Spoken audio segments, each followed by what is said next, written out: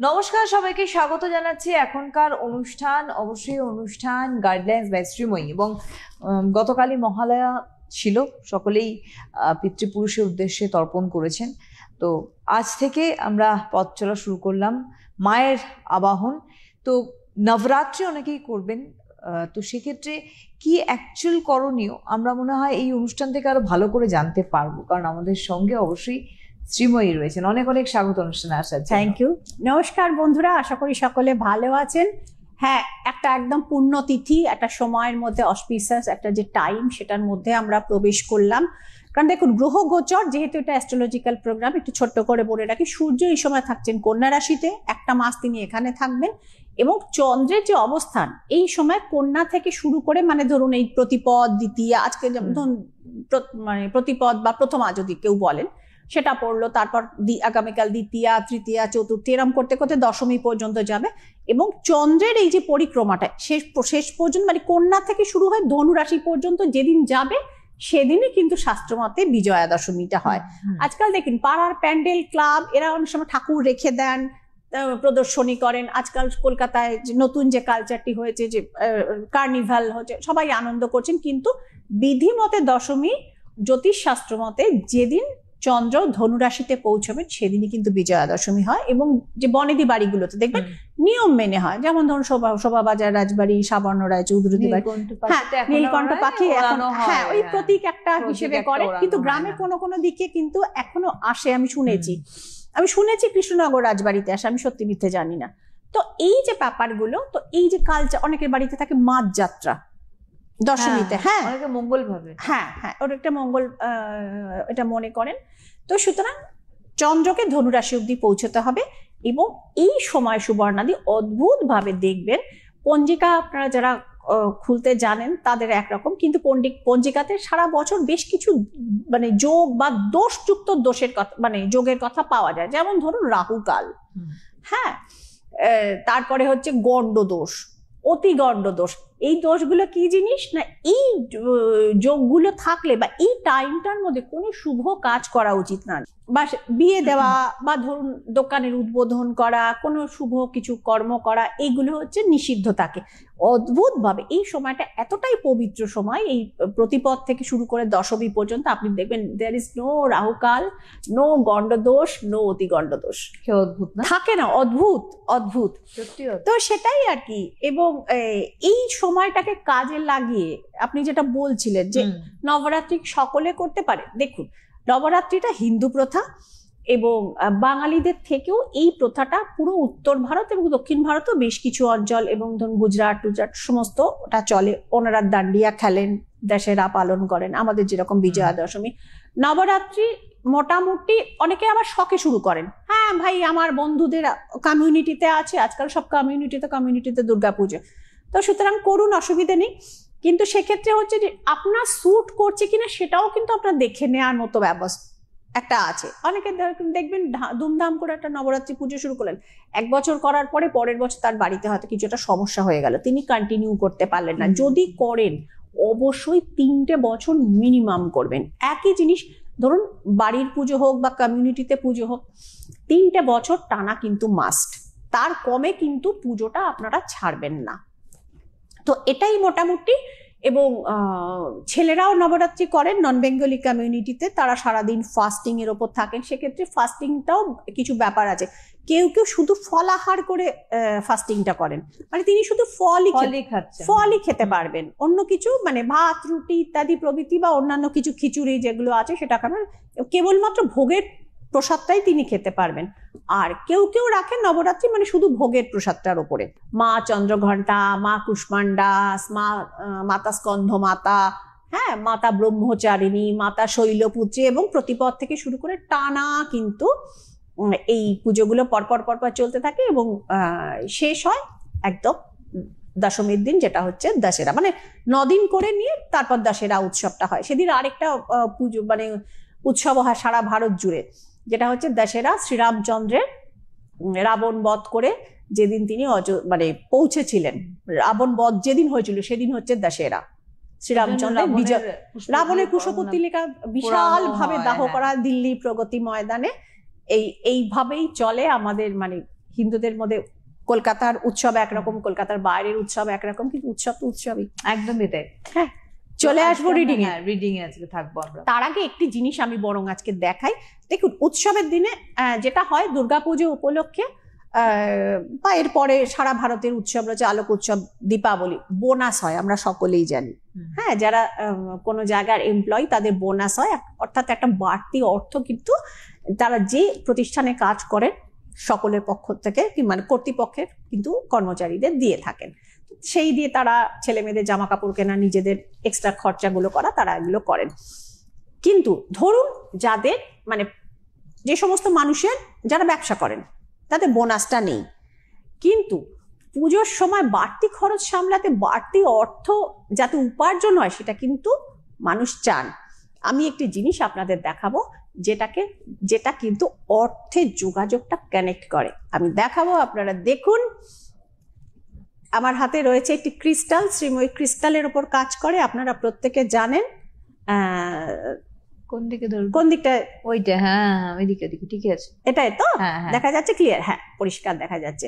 আমি ঘুরিয়ে দেখাচ্ছি ক্রিস্টালটাকে, আপনারা দেখুন। এটা হচ্ছে একদম ঝকঝক করছে সোনার মতো, এবং এর গা থেকেও স্বর্ণালী আভাটা বেরোচ্ছে। মানে এটা একটা পেস্তা গ্রিন কালার। হ্যাঁ, তার সঙ্গে মানে ভেতরে এটাকে বলে ফুলস গোল্ড, মানে দূর থেকে দেখলে, মানে এটা যেখান থেকে উত্তোলন করা হয় পেরু, ব্রাজিলের পেরু, তো সেখান থেকে এটাকে দূর থেকে দেখে মনে হয় যেন সোনার খনি। ওটাকে বলে, যেহেতু সোনা নয়, it's fool's gold and it's called pyrite. তো সুতরাং এই পাইরাইট নামক এই ক্রিস্টালটি কি করতে পারে? এটি আপনার জীবনে অর্থের কানেকশন এবং অর্থের শ্রীবৃদ্ধি আনাতে পারে। হ্যাঁ, আজকে রাখলাম কালকেই কাজ হবে না, কিন্তু আপনি বাড়িতে পাইরাইট রাখুন, এবং যেভাবে বলা হবে বিধিনিষেধ, ভয়ঙ্কর বিধিনিষেধ কিছু নয়, এবং বাড়িতে আপনাদের কুবের স্থানে আপনারা এটিকে রাখুন বিধিমতে, এবং এনার্জাইজ কর। আজকাল সুবর্ণাদি নেটে, ওয়েবসাইটে অনেকেই পাইরাইট বিভিন্ন সেল করে থাকেন, সেক্ষেত্রে আপনারা নিতে পারেন। কিন্তু মানে সেক্ষেত্রে অনেকে কিনে এনে শ্রীময়ীর কাছ থেকে এনার্জাইজ করিয়ে নিয়ে যান, এবং অনেক বড় বড় সংস্থাও শ্রীময়ীর কাছ থেকে এনার্জাইজ করিয়ে নিয়ে যায়। দুভাবে নিতে পারেন, আইদার ডিরেক্টলি শ্রীময়ী বুকিং নাম্বারে ফোন করে নিতে পারেন, আমার অ্যাসিস্ট্যান্টরা সেখানে থাকেন। কোথা থেকে কবে কিভাবে আপনারা কালেক্ট করবেন সেটা তারা বলে দেবেন, এর কত প্রাইস রয়েছে বা কি মূল্য রয়েছে সেটাও বলে দেবেন। এবং আরেকটি হতে পারে যে আপনারা ধরুন কোনো সংস্থা থেকে কিনেছেন, এবং এই পাইরাইট নামক ক্রিস্টালটি, প্রেশাস ক্রিস্টালটি, এটি কিন্তু আমি যেটাকে দেখালাম, এটা হচ্ছে স্টোন ফরম্যাটে, টাম্বল। এটা ছাড়া এটার বিভিন্ন ফরম্যাট হয়, যেমন ধরুন ব্রেসলেট, পাইরাইট রিং, পাইরাইটের হার, ডিফারেন্ট টাইপের হয়, এবং পাইরাইট এঞ্জেল পর্যন্ত। হ্যাঁ, মানে এই মেটেরিয়ালেরই তৈরি, এই মেটেরিয়ালটারই হয়, যার যেটা সুবিধে সে সেটাকেই ব্যবহার করতে পারেন। এবং যেরকম হয় না যে এম ফ্যাক্টর, মানে লাভ ফর এম, মানে অর্থ কেনা ভালোবাসেন, তো সুতরাং কেনা ভালোবাসেনের মধ্যে হিন্দু ভালোবাসেন, মুসলিম ভালোবাসেন, শিখ ভালোবাসেন, খ্রিস্টানরা ভালোবাসেন, অর্থাৎ ভালোবাসেন না এরকম কেউ নেই। ঠিক সেরকম পাইরাইট ব্যবহার করতে পারেন না এরকম কেউ নেই। আপনি যে ধর্মের, যে বয়সের এবং যে সম্প্রদায়ের হন না কেন, পাইরাইট ইজ মানে মানে একদম মানে সুটেবল ফর অল।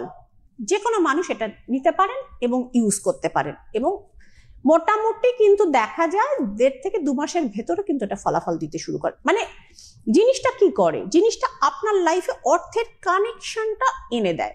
সেটা আপনার হট করে একটা পাওয়া চাকরি থেকে হতে পারে, চাকরির পাশাপাশি কোনো পার্ট টাইম জব থেকে হতে পারে, কোনো জায়গায় শেয়ারে টাকা লাগিয়েছিলেন সেখান থেকে বেনিফিট পেয়ে হতে পারে। এমন লোককেও দেখেছি যে তিনি এটা নেওয়ার পরে মানে একদম বহুকালে তার পুরনো সম্পত্তির বিবাদ চলছিল, মানে তিনি অন্তত কোনো আশা দেখেননি, হট করে মিটে গেল। অপোনেন্ট সেই সময় কোনো কারণে ছেড়ে দিলেন মামলাটা, করে দিলেন, সম্পত্তিটা হয়ে গেল। সকলের ক্ষেত্রেই যেরকম মিরাকেল ঘটে সেরকম না, কিন্তু আমি মিরাকেল ঘটতে দেখেছি। হ্যাঁ, তবে নিয়ম কানুনটা একটু শ্রীময়ীর কাছ থেকে আপনারা জেনে নেবেন, অবশ্যই ফল পাবেন। মানি জেনারেটিং ক্রিস্টাল। এবার চলে আসবো রিডিংটি আমি একটু বরং বলে দিই। একটি মেয়ে, সে মেয়েটি জানিয়েছে, দিদি আমি কুচবিহারে আমার অরিজিনাল বাসস্থান, তুমি জুঁই বলো তাহলে আমি বুঝতে পারবো। তো জুঁই ভালোবেসেছিল একটি ছেলেকে, সে খুব সম্পন্ন পরিবারের ছেলে, কলকাতা। প্রথমে সে জানতো না, যাই হোক পরে জানতে পেরেছে।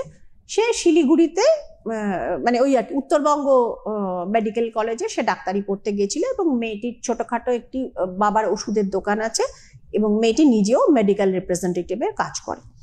এবার তাহলে প্রবলেমটা কোথায়? না, প্রবলেমটা হয়েছে মোটামুটি বছর চারেক তাদের সম্পর্কটা চলছিল।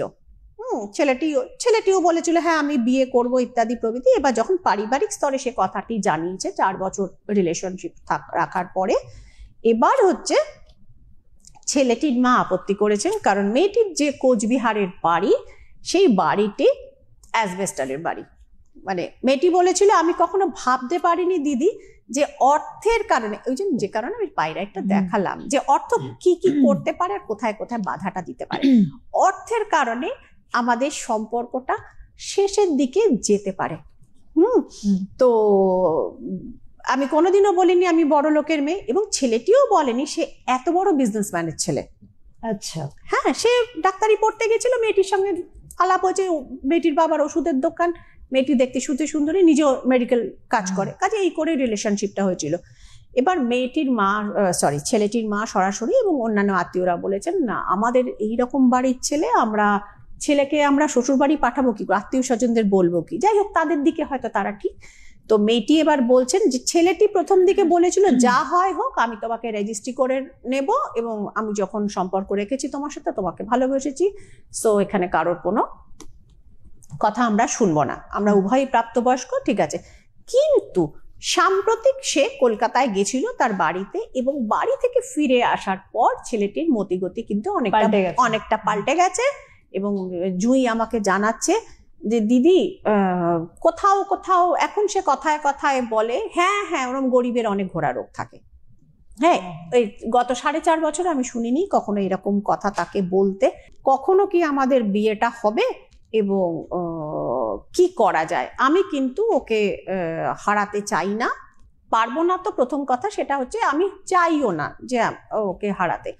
তো জুঁই, তোমাকে আমি একটা জিনিসই বলছি, দেখো ভাই, এই যে হাই প্রিস্টেস নামক জায়গাটি পড়েছে, এখানে শুধুমাত্র মুখের কথা এবং বোঝানো ইত্যাদি না, এখানে অন্য কিছু প্রয়োগ হয়েছে, যে কারণে তোমার 4.5 বছরের ভালোবাসার মানুষটি সে কিন্তু 180 ডিগ্রি ঘুরে গেছে। এবং আজকাল জুঁই ফোন করলে সে রীতিমতো বিরক্ত হয়, সে দুমদাম করে মুখের ওপর ফোন কেটে দেয়, এবং বলেছে যখন তখন ফোন করে মানে কি করছো, ফোন কেটে দিল, জিজ্ঞেস করলে সে বলে তুমি কি আমার কাছে কৈফিয়ত চাইছো? হ্যাঁ, তো সুতরাং এরকম করলে কিন্তু আমি তোমাকে ব্লক করতে বাধ্য হব। ওরে বাবা, এই পর্যায়ে পৌঁছে গেছে, এবং মনে হচ্ছে যে সে কিছুদিনের মধ্যেই তাকে ব্লক করে দেবে। হ্যাঁ, তোমার আশঙ্কা সম্পূর্ণভাবে সত্যি। কার্ডটা আমি দেখাই, তাহলেই তুমি বুঝতে পারবে। Here is the card. সম্পর্ক কিন্তু সত্যি শেষের দিকে, এবং ছেলেটির বাড়ি চাইছে না যে দিদি এটা কি সত্যি যে ওর বাড়ি থেকেই চাইছে না? ইয়েস, বাড়ি থেকে চাইছে না, এবং চাইছে যে এই মানে যত দূর হয়েছে ছেলেটি পড়াশোনা করে এবার কলকাতায় এসে প্র্যাকটিস করবে, এবং সম্পর্কটি দি এন্ড হয়ে যাক। তো তুমি জানতে চেয়েছো দিদি এখান থেকে কি আমি বেরোতে পারবো, এবং এটুকুও জানিয়েছো তুমি কয়েকজনের কাছে গেছিলে, তোমাকে কেউ কেউ মাঙ্গলিকের প্রতিকার করতে বলেছেন ইত্যাদি প্রভৃতি হয়েছে, কিন্তু সেই ছেলেটির মন তুমি পাওনি। তুমি যখন জানিয়েছো যে শাশুড়িকে আমি কি করে, মানে হবু শাশুড়িকে আমি কি করে এইরকম কাজ করে কবজ টবজ করব, তখন বলছে আমাদের হাতে তাহলে নেই, তাহলে আর হবে না। তো সেক্ষেত্রে আমি একটা জিনিসই তোমাকে বলবো, তুমি ক্রিস্টাল থেরাপির হেল্প তুমি নিতে পারো, যদি তুমি মনে করো এই যে তিথিটা রয়েছে, মানে একদম মানে মহালয়া শুরুর পরেই তোমারটা এই সময় থেকে লক্ষ্মী পুজো পর্যন্ত যে মানে তিথিগুলো যায়, যে বললাম অনেকগুলো খারাপ যোগও এই সময় থাকে না, প্রাকৃতিক ব্যাপার, এটা মা দুর্গার ব্লেসিং। তো এর মধ্যে তুমি যদি চাও তাহলে ইমিডিয়েট আমার অনলাইন সার্ভিসটাতে যোগাযোগ করো, নাম্বার যাচ্ছে দেখতে পাবে, আমার অ্যাসিস্ট্যান্টরা সেখানে আছেন।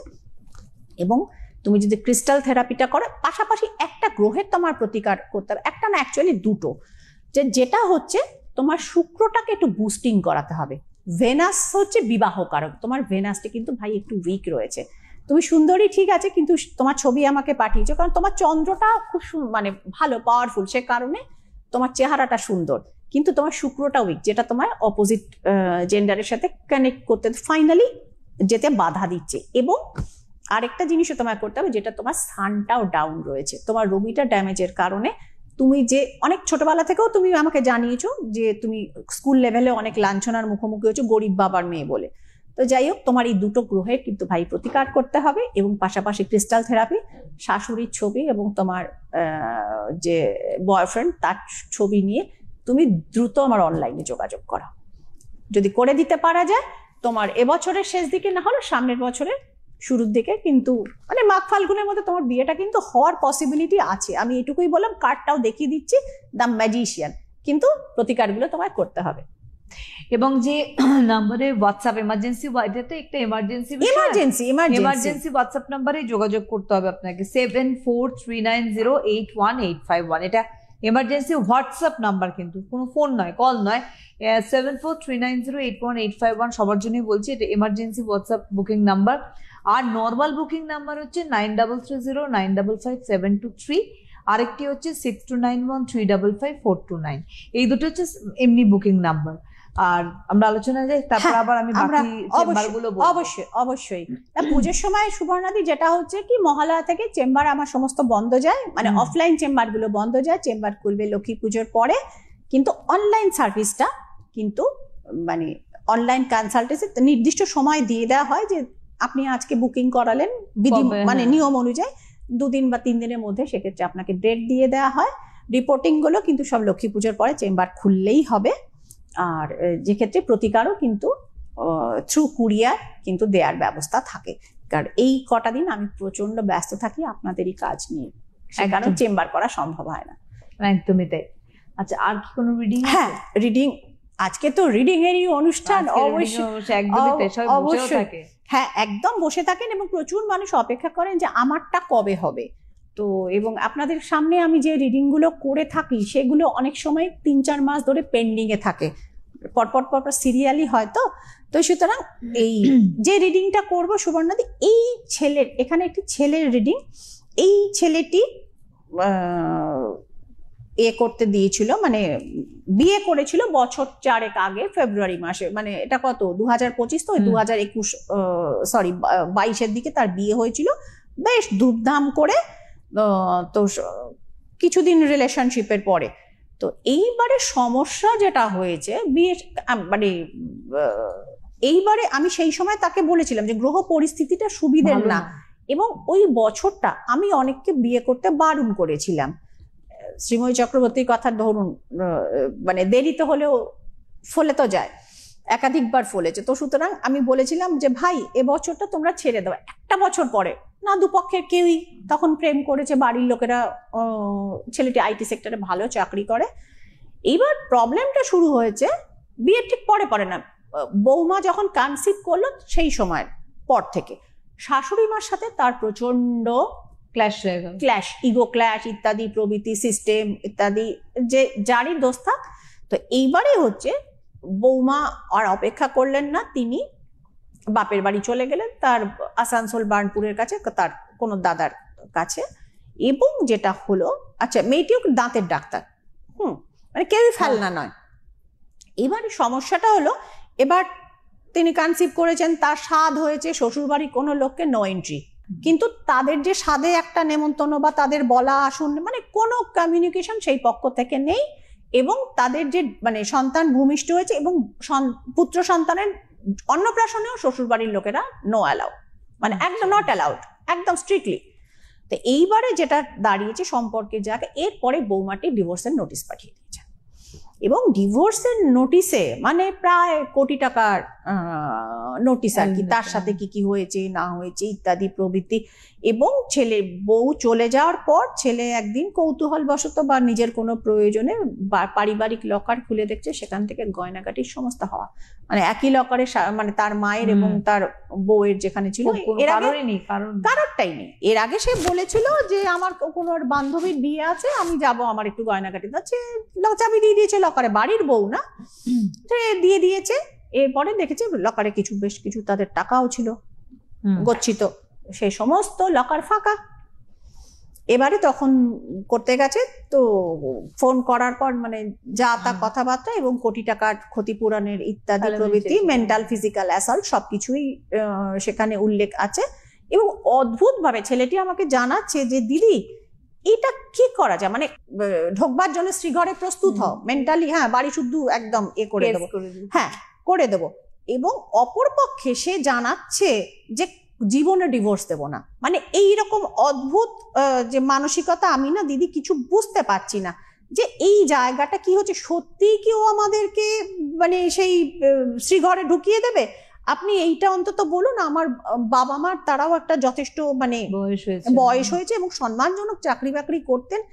তো এটা কি হচ্ছে? মানে আইদার মানে আমি বুঝতে পারছি যে এটা রিকভারি করা সম্ভব না, ছেলেটি নিজেই বুঝে গেছে, বা এইরকম যে কেস দিয়েছে তার সাথে আমার পক্ষে দ্বিতীয়বার মানে যতই আমার সে সন্তানের মা হোক আমার পক্ষে সম্ভব না, এবং সে বাচ্চার মুখও দেখতে দেয়নি। তো সেক্ষেত্রে কি করব? আমি কার্ডগুলোতে বরং আসি, কেন এরকম গন্ডগোল হলো? অপোজিশন দেখাচ্ছে, ট্যারো এবং ওরাকেল একসাথে রিডিং করছি, যেহেতু ক্রিটিক্যাল খুব চেম্বারে খুব রেয়ারলি আমি করি, তবু আপনাদের জন্য দেখাচ্ছি। অপোজিশন দেখুন, দুটো একদম বুল, একজন আরেকজনের দিকে একদম ঠেলে এসছে এবং এই রকম কনফ্লিক্ট। আমি শুধু আপনাকে একটা জিনিসই বলবো, হ্যাঁ, ছেলেটি যে চূড়ান্ত ডিপ্রেশনে আছেন এবং তার মনে হচ্ছে সব ছেড়ে দিয়ে আমি কোথাও হিমালয়ে চলে যাই, সেটা খুব জায়েজ। মানে আমি বলবো যে হ্যাঁ, এরকম ছাড়া কি হতে পারে। এবং ছেলের জ্যাঠা তাকে শান্ত হতে বলছেন এবং যে ওই আর কি মেন্টালি বুস্ট আপ যেটা বলে সেই জায়গাটা তিনি করার চেষ্টা করছেন। এবং মেয়েটি কেন করছে? সিম্পল টাকার লোভে, আর কিচ্ছু না। এই যে card is here, night of pentacles, যে এইভাবে যদি একটা মোটা টাকার মানে অলরেডি তো হ্যাঁ হাতিয়ে নেওয়া যায়, নিয়ে নিয়েছে। এবং তাকে যখন লকারের কথা জানানো হয়েছে উকিলের মারফত, সে বলেছে ওটা তো স্ত্রীধন, আমি বিয়ের পর পেয়েছি। মানে স্ত্রীধনের মধ্যে তার শাশুড়ির জিনিসগুলো এরকম সে জানিয়েছে। তোমার মার গানে ওটা কি লেবেল করা ছিল? মানে উদ্দেশ্য, ফুল উদ্দেশ্য প্রণোদিত। এবং একটা জিনিস আপনি আমাকে ভাই জানাননি, যেটা যে আপনার স্ত্রীর মস্তিষ্কে অন্য কেউ বুদ্ধি দান করে, এবং যখন সে বুদ্ধি দান করে তখনই সে মানে একদম 360 ডিগ্রি ঘুরে যায়। সে হয়তো নর্মাল ডিভোর্স চাইতে পারতো, বা মিউচুয়াল করতে পারতো, বা কন্টেস্টে মানে বানিয়ে এই যে সমস্ত অভিযোগ, এবং দিনের পর দিন তার দাবি দাওয়া বাড়ছে। হ্যাঁ, যেটা সে কাণ্ডটা বলেছে যে সবাইকে শ্রীঘরে ঢুকিয়ে দেব, আপনার বৃহস্পতিটা ভাই আপনি সেটা সে করতে পারবে না। আইনের যে অংশটুকু আপনি ফেভার পাচ্ছেন, আপনার জুপিটার তিনি কিন্তু আপনাকে, দেবগুরু বৃহস্পতি আপনাকে রক্ষা করছেন, এবং এইটার কারণেই সে আপনাকে কারাবাসের মতো ঘটনাটা মানে হ্যারাসমেন্টটা করাতে পারেনি। কিন্তু মঙ্গলটা কিন্তু আপনার সমস্যাযুক্ত, যে কারণে বিয়েতে এই রকম ভাবে একটা ডিসপুট, এত বছরের সম্পর্কের পর বিয়ে, এবং সে অশিক্ষিত বা কোনো মানে সেই বলে না নর্মাল মানে স্ট্যান্ডার্ড লেস মেয়েকে বিয়ে করেনি, একজন মানে দাঁতের ডাক্তারকে তিনি বিয়ে করেছেন। তার এই রকম অবস্থা। আপনার সলিউশনটা আমি এখানে বসে কিন্তু দিতে পারবো না, কেস কিন্তু ক্রিটিক্যাল। এই মেয়েটির হাত থেকে আপনাকে কিন্তু সসম্মানে বেরোতে হবে, ডিভোর্স তো পেতেই হবে। কে পেয়ে আমি বলবো, আমার সাজেশন হচ্ছে আপনার সেকেন্ড ম্যারেজে কানেকশন আছে, এই কার্ডটা আমি এখানে আর দেখালাম না। তো আপনি ভবিষ্যতে এই মেয়েটির থেকে যাতে ডিভোর্সটা হয় তাড়াতাড়ি, সেই ব্যবস্থাটা আপনি করুন। লয়ারের পরামর্শ রয়েছে, ঠিক আছে, আইন তো নিশ্চয়ই, সেক্ষেত্রে আইনের দ্বারস্থ হতে হবে। পাশাপাশি জ্যোতিষিক যে প্রতিকারটা রয়েছে অ্যাস্ট্রোলজিক্যাল, সেক্ষেত্রে প্রয়োজন বোধে আমার সঙ্গে যোগাযোগ করে নেবেন, ভরসা করে যখন মেইল করেছেন। কারণ এর পরের লাইফে আপনার জন্য বিবাহ, সংসার, সন্তান সবকিছু অপেক্ষা করছে, কিন্তু আপনাকে তো ভাই বেরিয়ে আসতে হবে।